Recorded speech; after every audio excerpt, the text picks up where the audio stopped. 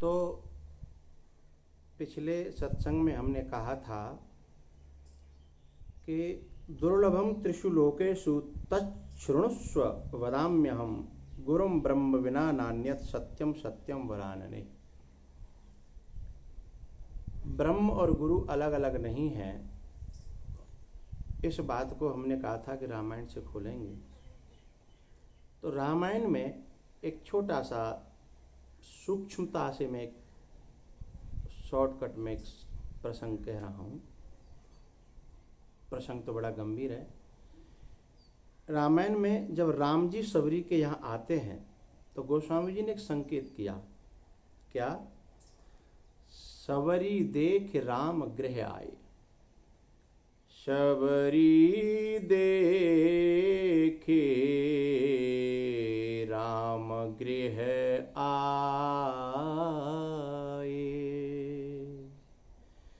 सबरी देखी राम गृह आए।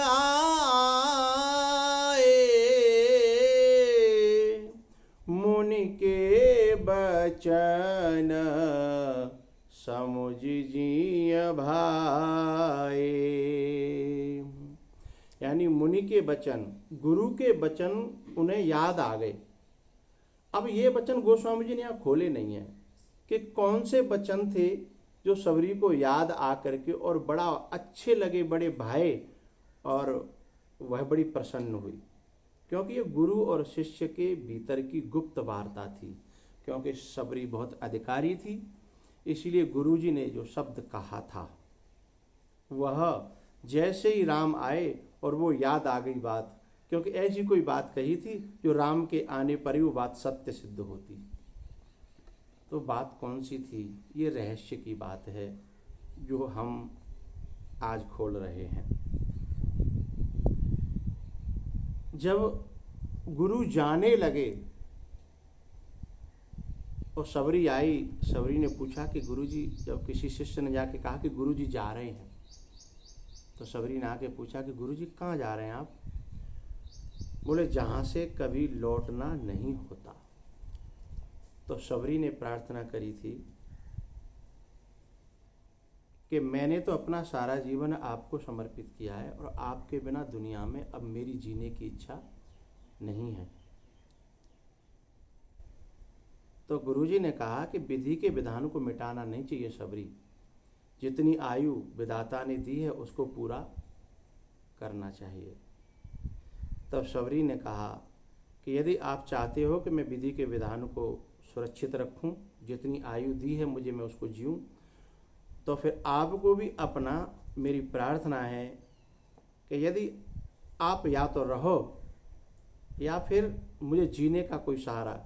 जैसे लौटने के लिए राम जी ने भरत जी को खड़ाऊ का सहारा दिया था कि इन खड़ाऊओं के सहारे रहना, ऐसे ही सबरी को अपनी कुछ यादें, अपनी कुछ बातें दी और फिर गुरु को करुणा आई।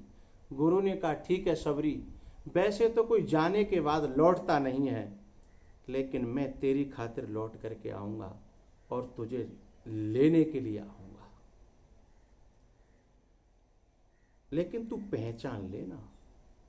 मैं उस समय कहूँगा नहीं कि मैं तेरा गुरु हूँ, मैं रूप अलग होगा, पहचान लेना।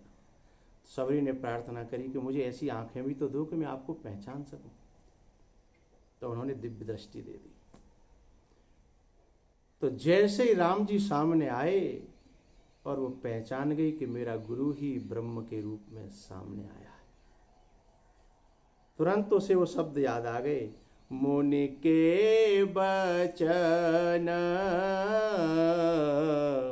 समुझ जिय भाए।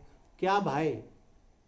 मुनि के वचन समझ करके अपने गुरु ही जो राम के रूप में आए हैं वो उन्हें अंदर से भाने लगे कि मेरा गुरु दोबारा से रूप बदल करके आ गया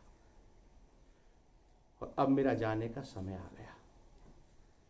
तो बस चरणों में गिर पड़ी और रो करके। तो गुरु आया तो गुरु का काम क्या है? उपदेश करना। और वही उपदेश गुरु ने नवदा भक्ति के रूप में प्रथम भगत संतन करे संग। भगवान का काम उपदेश करना नहीं है, गुरु का काम उपदेश करना है। इसलिए राम में गुरु का दर्शन हुआ, क्योंकि उपदेश किया और उपदेश के बाद में मुक्त कर दिया। योग वृंद दुर्लभ गति जोई, तो कहे आज सुलभ भई सोई। पहचानने के लिए दृष्टि होनी चाहिए, लेकिन दृष्टि यदि हमारी खराब हो गई तो फिर हम गुरु के पास रह करके भी भगवान की कृपा से, गुरु की कृपा से भगवान के रहस्य को तो जाना जा सकता है, लेकिन गुरु के रहस्य को भगवान की कृपा से भी जाना नहीं जा सकता। गुरु की रहस्य को गुरु कृपा से ही, और गुरु कृपा कब मिलेगी? मन क्रम वचन छाड़ चतुराई, भजत कृपा करे हैं रघुराई। है रघुराई माने गुरु, भगवान जो गुरु का रूप है। जो श्लोक कहता है कि गुरुम ब्रह्म बिना नान्यत सत्यम सत्यम वरानने। गुरु और ब्रह्म दो नहीं है। शुरुआत में समझने के लिए, शुरुआत में कामाने कबूतर है, लेकिन बाद में फिर कामाने कबूतर नहीं रहता, फिर तो सिर्फ का रह जाता है। ऐसी शुरुआत में गुरु गोविंद दो खड़े, लेकिन बाद में द्वैत नहीं रहता, एक ही रह जाता है। आज इतना ही। जय श्री राम।